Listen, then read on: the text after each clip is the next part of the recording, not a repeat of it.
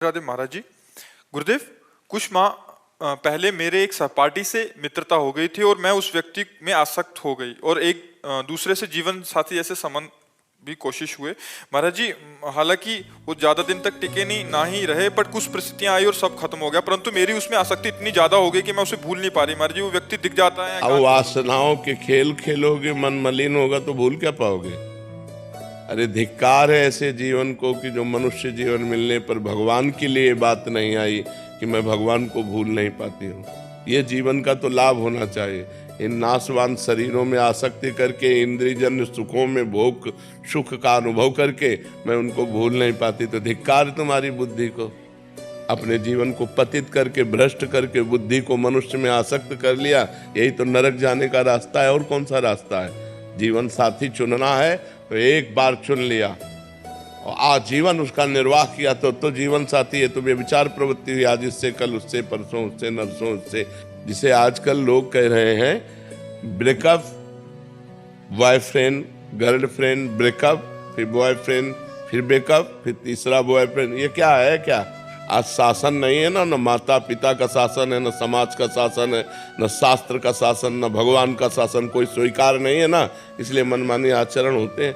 मनमानी आचरण करने का अधिकार किसने दिया तुमको? या एक बार पाणी ग्रहण किया तो आजीवन निर्वाह किया? अपने पर शासन नहीं, अपने धर्म को नहीं जानती हो, शरीर का बार बार अपवित्र होना, ये क्या है? मन शरीर में लगा हुआ है, मन अपवित्र हो रहा है, पाप का खजाना बन रहा है, नरक जाओ नरक भोगो। ये दुर्लभ मनुष्य देह का क्या लाभ मिला? आजकल यही प्रवृत्ति चल रही, तुम्हारी बात नहीं बच्चा, ये आजकल प्रवृत्ति यही चल रही है। ये कोई मतलब नई बात नहीं, यही प्रवृत्ति चल रही है। भगवान का नाम जप करो, जो संयम से रहो। अगर स्त्री शरीर है तो किसी एक पुरुष का एक बार वरण करो, आजीवन वरण करो। छूट जाए तो ब्रह्मचर्य से रहो, आजीवन ब्रह्मचर्य रहो। ये व्यभिचार प्रवृत्ति से नरक जाने का रास्ता होता है। त्रिविधम नरकस्येदम द्वारम नाशनमात्मनः कामः क्रोधा तथा लोभा तस्मादेत्ययं त्यजेत। ये तीन नरक के द्वार हैं, काम क्रोध लोभ। इन्हीं में जो फंसे हुए नरक जाना है, और क्या करना है? नरक की प्रवृत्ति करनी। भूल नहीं पाती, तुम्हें घृणा हो जानी चाहिए कि जिसके लिए मैंने शरीर समर्पित किया वो आदमी मेरा हो नहीं हुआ तो वो भूलने योग्य है, वो घृणा करने योग्य है। नाम जप करो और सही रास्ते से चलो, नहीं तो किसी काम का मनुष्य जीवन नहीं रह जाएगा। हम कहते हैं दोस्ती करना पाप नहीं है, कोई भी किसी से भी दोस्ती करो, लेकिन दोस्ती गंदगी करना पाप है, व्यभिचार करना पाप है। ये क्यों करते हो?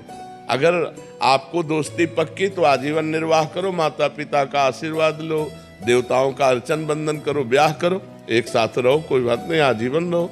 ये क्या है? इससे व्यभिचार, उससे व्यभिचार, उससे व्यभिचार, तो किसी का शासन नहीं होता, इसीलिए मनमानी आचरण होते। कोई तुम्हारी बहुत अवस्था है क्या? ये मनमानी आचरणों से क्या होगा? अपने जीवन को खोखला करके नरक जाओ, नरक का रास्ता पुष्ट करो। इसलिए बच्चा सावधान, नाम जप करो और सावधान रहो, और भगवान का आश्रय लेकर के धर्म पूर्वक जीवन व्यतीत करो। मनुष्य जीवन ये दिव्य मिला है, इससे भगवान की दिव्यता प्राप्त करो। हम कहते हैं ठीक है, गृहस्थ में जाना है, गृहस्थ में जाइए, लेकिन किसी एक पुरुष का ऐसा वर्णन करो। देखो आजकल मनमानी चल रहा है। माता पिता वर खोजते थे, पंडितों से विचार किया जाता था, बड़े धर्म पूर्वक देवी देवताओं की आराधना करके ब्याह होते थे, आजीवन निर्वाह होता था। हमने कभी नहीं सुना डिवोर्स, गांव में कभी डिवोर्स नहीं सुना हमने।